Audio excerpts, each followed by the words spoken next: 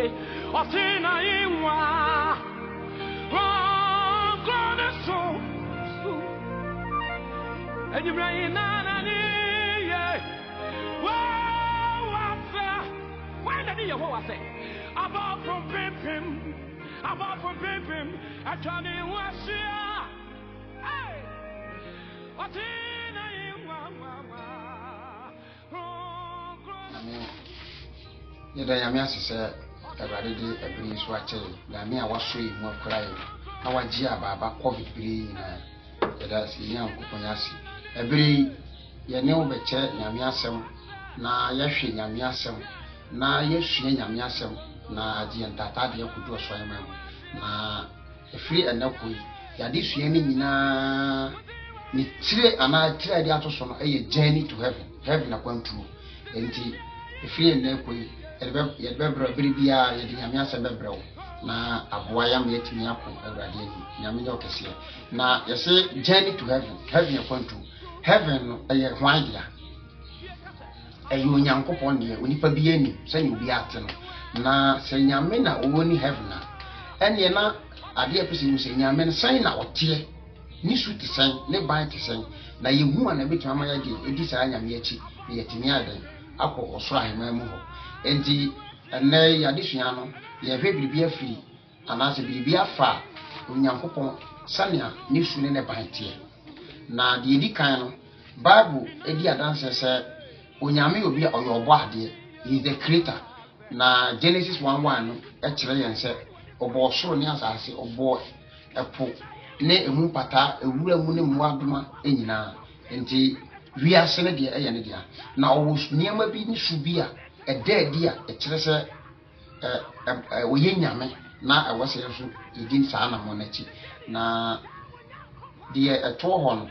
yɛsi nyame ɔyɛ honhom God is a spirit na nyame yɛ honhom a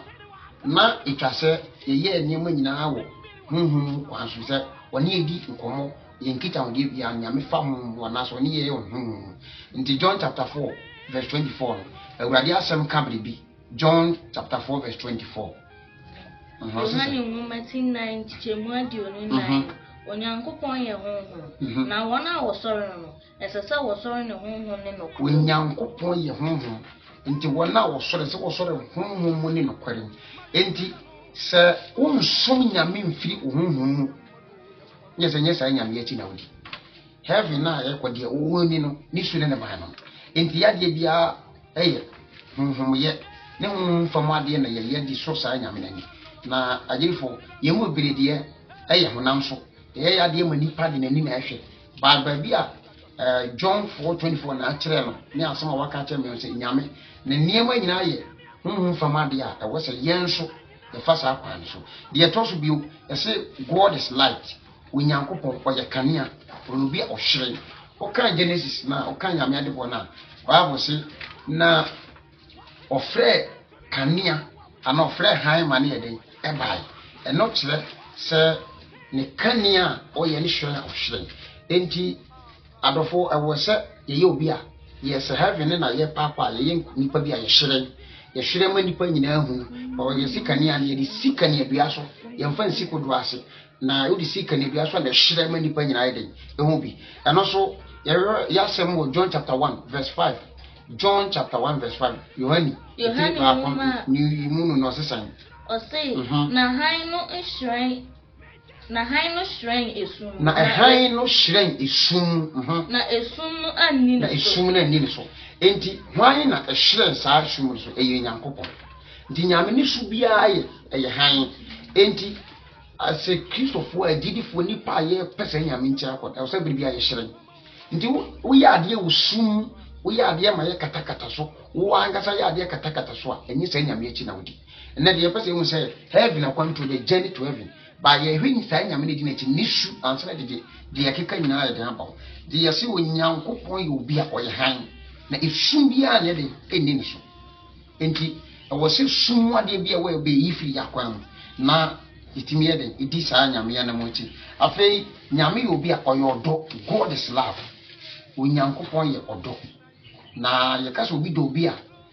Paul ka say odo ne wie mbra na nyina so de enti so obi do obi o mo ne koro no obi do obi onni na obi do obi on sei na de on fa na de on twantron so na onyame ya ye di na ti owodo ade ba ko pe na timi control nyankopon e ye odo. God is being controlled by love. We yi odo free wa bibia ntimi nyankopon o Bible say on sisa but odo a odo ye nti osisa na kwan e woni timpo bi a wabo enti what kind of John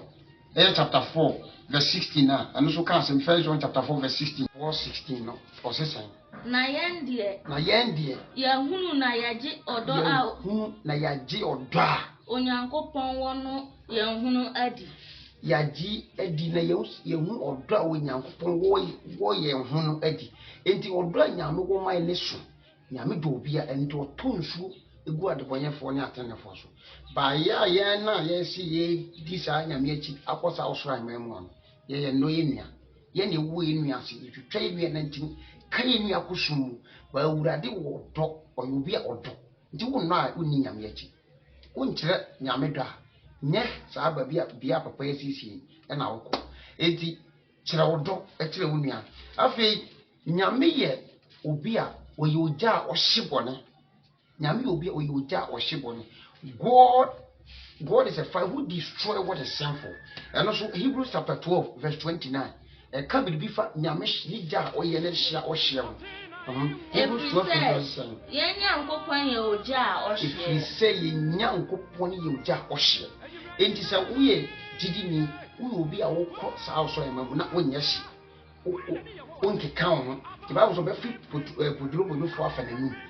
Na nyame obi ohyebone ompebone. Enti Bible say esu ni dem ne ka bi ani saa nyame mu nti wo ye didi a bone eni se yehu bone wo eni se wonante pentem ko bone ho eni se di anu ka bone but yeye enti yeye we nyina wie na sa be gina de sa bi se ebo se aso aimamu a na yeko ba awurade ye obi a is on tesa was ono obi a ohyebone enti ene wose ye twi ofiri boni su ni boni kwan bia so na nyame makwan na oye yadum na afezi enso ye nya chefa wo na imeti wi a nyame yi odi wogya ebe se bala bosom abra no ukira bosom sem eye boni oba sodo no gomora di wogya be hye wo adi ntefi se na nyama wo ye ne ye boni enti ye wose ni yi boni firi akon boni wo ho a enkase sa bia ina reden woko nyame ye obi a odenipa su adi owo nipa su na ne nipa su a oye no ba ko ne se owo tumi a odi nimu ade nyina onim de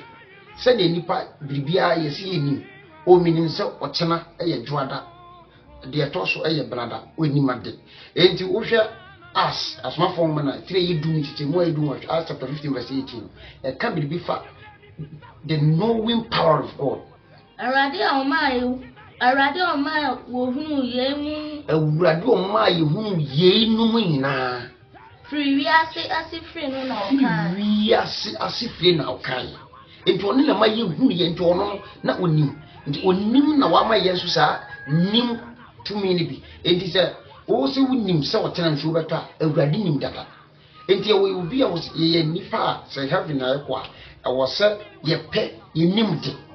yesua ade yesua nyame asem ye ma nyame asem tena ye mu na ye nim ade nyina na ano aboa ma etima di nyame asem so woni obi na nyi no ho asem okokoro bi so na unnim ho asem a obeda akọ enti nyame enim de ebio God has the power of feeling or to me a ode tinka e wonimu or wotema se ne nipa di ya wonimu biribisi fi a nipa esu etwaadwo saa ne nyame tie enti ogun se ebra Bible si ne nipa nyina ayebone na no nyankopon ni munya ayede abo eno na awurade tena so bwantumi se ne nipa yefre ni enti Bible osman no ankasa ne doba kan John 3:16 na o kan se bi John chapter 3 verse 16 o se na se de onyankopon do wiase ni na se de ode ne doba awo no ode ne doba owo ne owo feeling enti obi fa ne doba hwe siawa ebe ne ya Abraham fa ne Isaac nkoba afori no na sitie na waye but na nyama komo power of feeling enti e wo se yenya timama yenua yemi akwa amanema yamfu yehu se wo mobi ade bebu nipa no ye bu nipa no yi nipa fi amanem ba ye ka nipa no asane ba ye fa akiri piapia na ya aka se amana ya asem kese na fe da nipa so ne na yesi e wo se nya tema ye fili bibi ma ye nua asagirifo enu na kire yen se sa papa yin ne ye pa ko ebio awurade wo tumi a he has the power of choosing o tumi a ono de frɛ wadi yi nti o se wo ma frɛ wo bra ayo o sa tumi no nti o frɛ someone awurade frɛ Yeremia o frɛ Isaiah enne awurade na frɛ Moses bɛsi ko na ko Israelfo eden kama me ko Israelfo efiri nkwasom enti ye nyame wo sa atumi na odi ba ne yen nyame so yi a onye hwani ye ye de ense di obenya bia ma ye dia ye kwa obehwe yeni na ye de ye moaboa no but awurade hwe obia awurade nipa bia de ne biribi enti enna se ye akonya bi ba na wo moa bi di bo bia enhwehwe nipa enya hwehwe ni mu nyame su a ekire so ye nipa no ebi no awurade ayo obia o kasa wa frɛ Psalm 115 verse 3 o se se na ye nyankopɔn wɔ soro ye nyankopɔn no wɔ soro nya one ye netia de ɔpɛ nyina na ɔyɛ nti ɔno frɛ wa ɛno ano nti ɔse masiwi ne ɛno ano no matu obi ntimi nyɛ de otu so no obi antimi challenge no amen nyame ni suni bi no afei nyankopɔn no obi a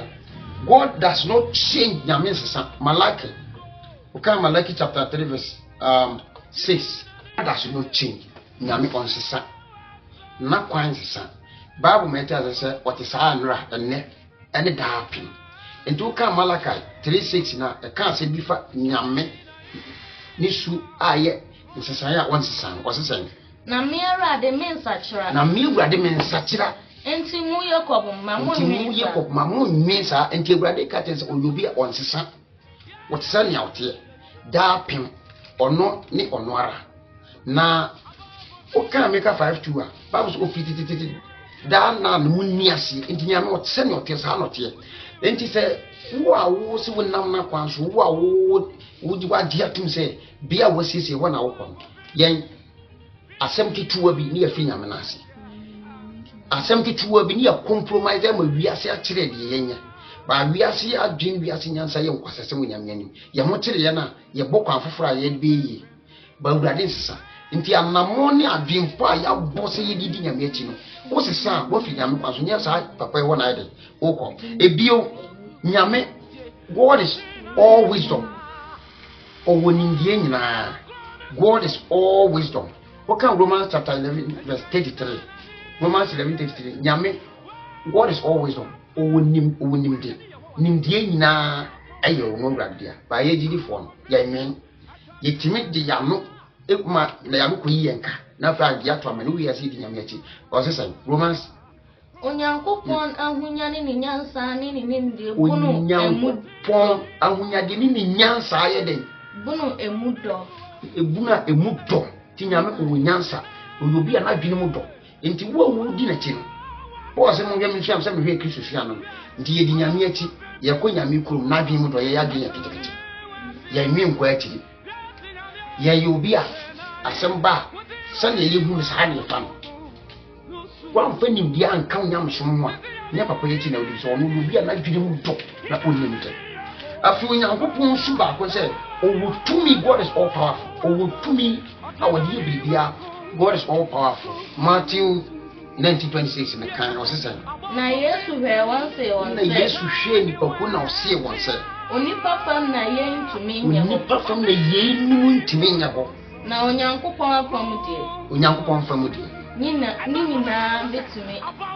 Ni nyina betumi aye. Enti we tese nyamu tumi a ode ade. Enti so wo ye nipa wo ye didini a, e wo so hwe nyame achi. Obe udi nyame achi obe tsa nyame ni tumi ni bi okan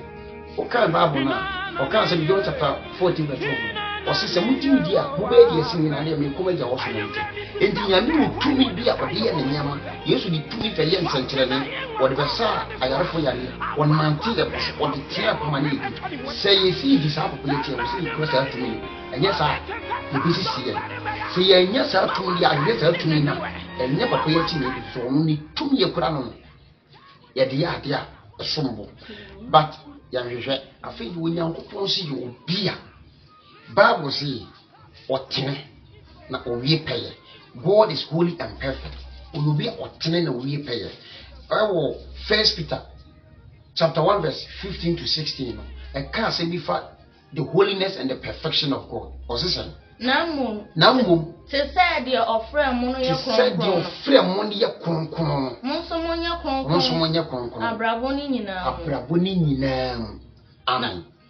enti te said the offer mo no ye kronkron a wo sa abrabo mu nyina ye so ye kronkron enti agirifo nipa ye di papa ye ti kura wasiesie omo tim aye ko e wo se de kronkron ye na ko kronkron ye nim obi ntimi nso ani enti sa ye bo abrabo bi epe ye niam bi ayepe ni ye san ebu ye ho se kuresu na ye kwa na se ye di ntrai den atire fi ko de o ye ko ni kurum de wo ti ni kurum o ye perfect o ye holy o tene o wie peye afei sa nyankopon yi ne peye ne kronkron ye ne tene ya o hwehwe ya na se ye di ne ti ho se ye no o ye obi o ye no kwafo o ndi atoroda na no nyemienu oni anu ntanta o kan Bible now say force anu a ewrowro but onyame we na no nwrowro na no nani into John chapter 3 verse 33 e kan sembi fa nyame ne nokore die a odi a wo se yanso yi di nokore e tira fofo e wo ba bibiara be ko adwumam ba bibiara o se John 3:33 o se die waje na danse no aso anu se die waje na danse no aso anu se onyankopon yo no kwafo awurade obi a odi nokore asem bi enu a oka odana no the Bible says nipa nyina anya atrofo no no nko anya no kwafo na onye nipa no wadi atro nti yegiri fo se ebedi nyame achi a ni se yedi atro eye kokwa eye tuntuma eye tuntum enenu na die beko osora mu nyame nhirawo nyame nyo kese se wase obere na ade amaye ukọ YouTube a like yen na share ukọ Facebook so a like yen na share subscribe mai na yemfa nyame asem ko wiase nyina na mene se awurade ma nyina ye hye awurade nhirawo ewo kakre ya yesu ya tim ewo yesu dim amen.